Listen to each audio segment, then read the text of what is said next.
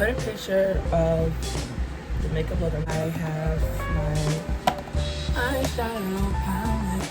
Eyeliner that like I used to make designs or whatever. I got this. I figured that while I do this, I could talk about the way that the U.S. healthcare system deals with the mentally ill. So we're gonna start with brows. I have this brow pencil here.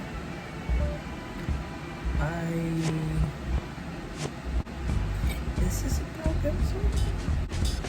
Here's the eyebrow pencil. You know, mental hospital, emergency room. It is a bit jarring at first.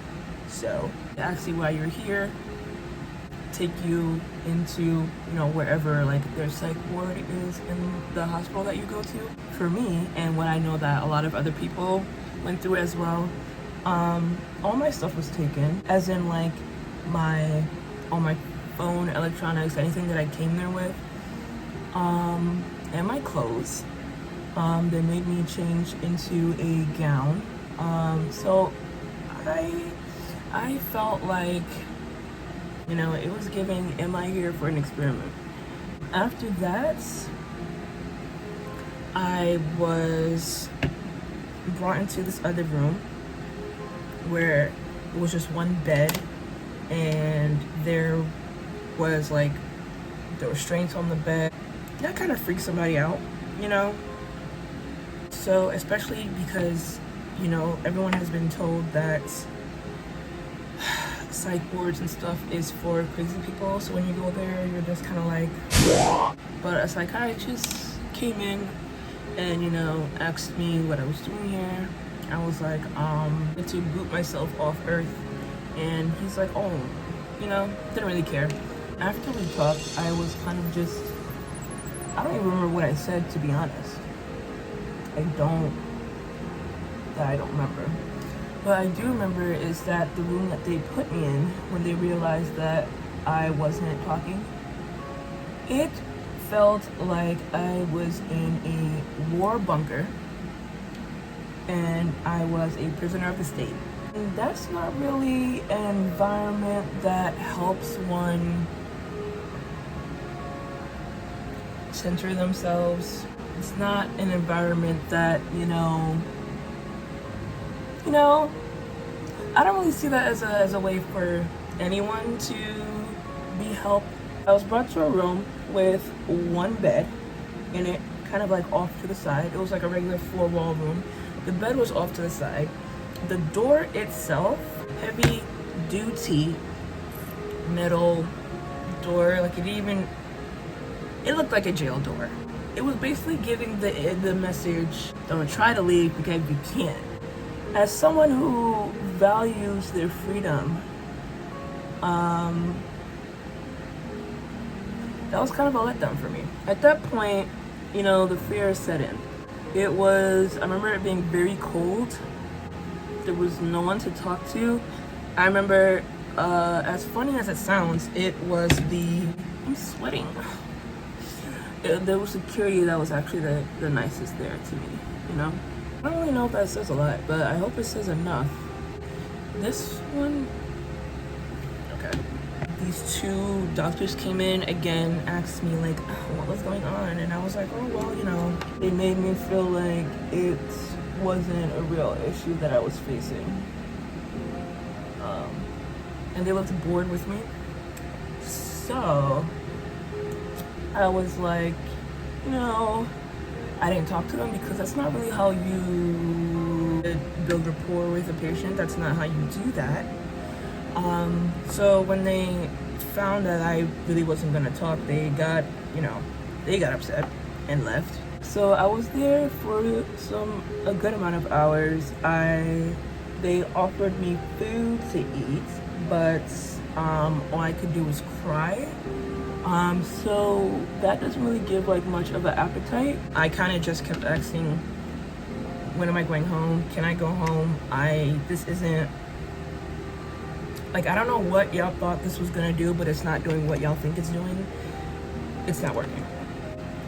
They actually write down some like contact numbers and stuff, which I was grateful for because I thought I was never gonna get out of there. They let my family know where I was. I couldn't talk to them. Long story short,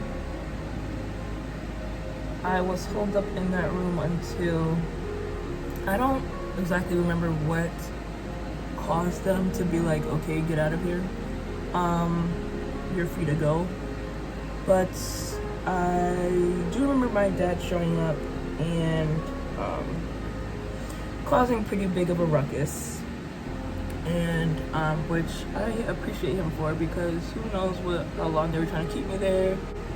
When I saw my dad, I like ran into him. It felt like it was a scene right out of a movie. It's actually helped my relationship with my family very much. That is the only positive outcome of that horrible experience. I had a legitimate fear of, hospitals, therapists, for honestly to this day.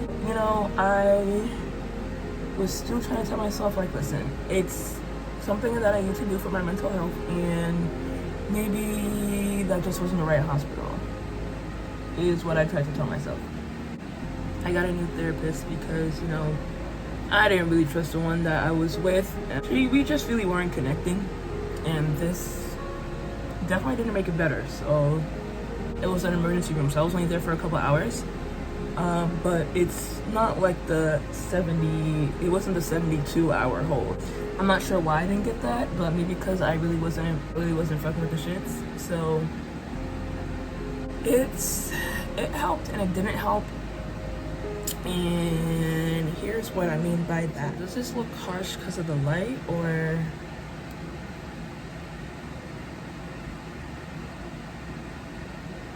that's something we're gonna have to fix later? Should we talk about first the negatives or the positives? There's like one positive. Leaving that hospital made me realize that I need to get myself together. It made me realize that I need to take my recovery a bit more seriously.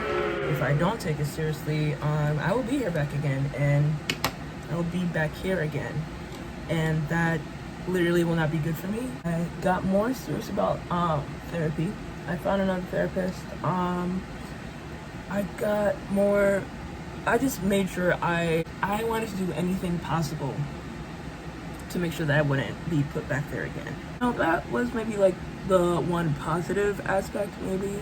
I guess the second one is that I did get closer to my family. I didn't really talk to anyone about my problems before, but after, this looks bad. But like, how makeup needs to look bad before it looks good. Cause I know I can't resist you, baby. Alright. Let's move on to what we came here for. I'm gonna use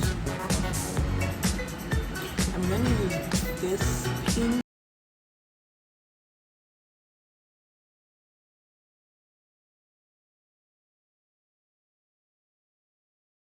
I don't know why it looks purple, but you know what, we're not even gonna talk about it. My depression definitely got worse. My anxiety really started to rear its head. After that, ooh, this really kind of nice. As a person who believes in science very much, I ended up not trusting doctors that much anymore.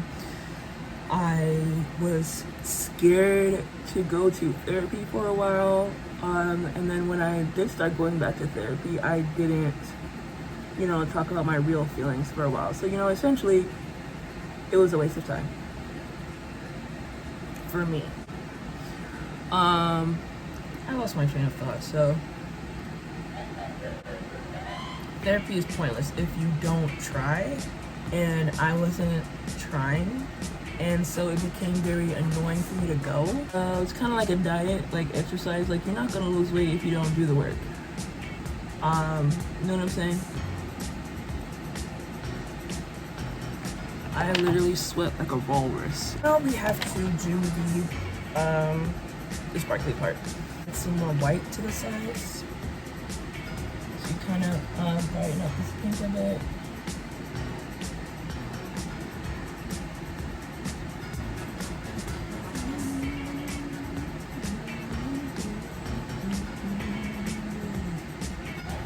Now, I've conversed with like other people who have experienced what I experienced, whether it was voluntary or involuntary. Either way, it just wasn't working.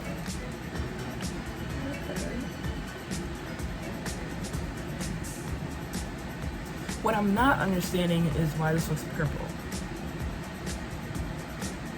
Like, it looks purple to me.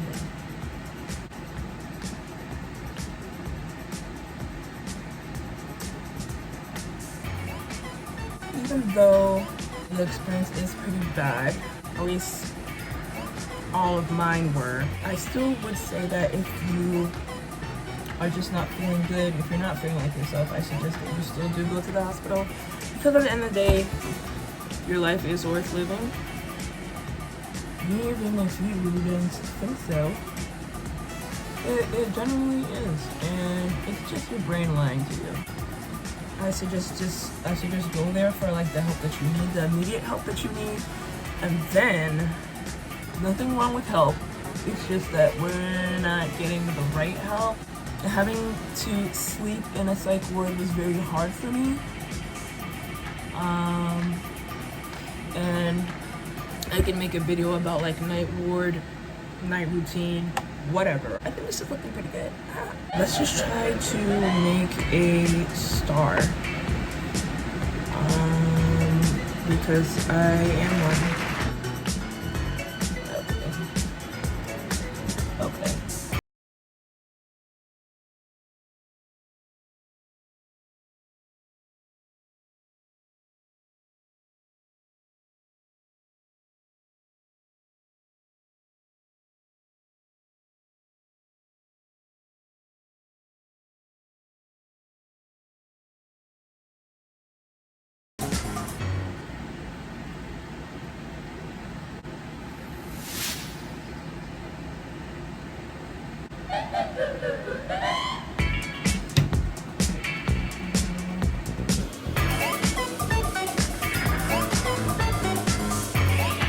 So I draw another star, but being that this, I'm just gonna make it a bit easier, a different type of star.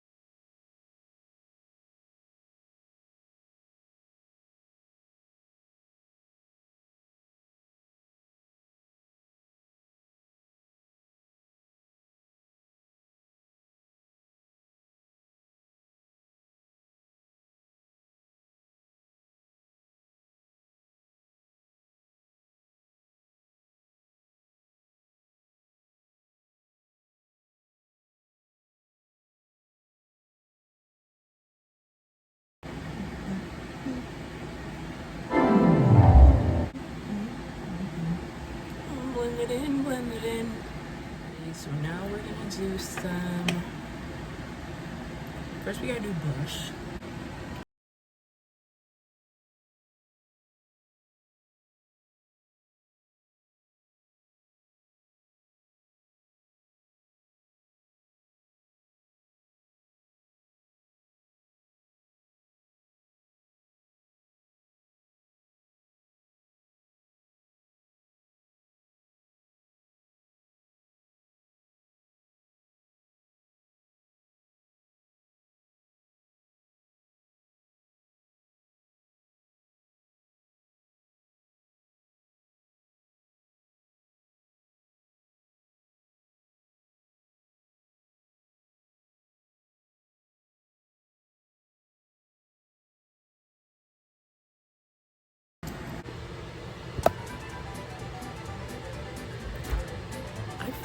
did a pretty good job. I think it's cute.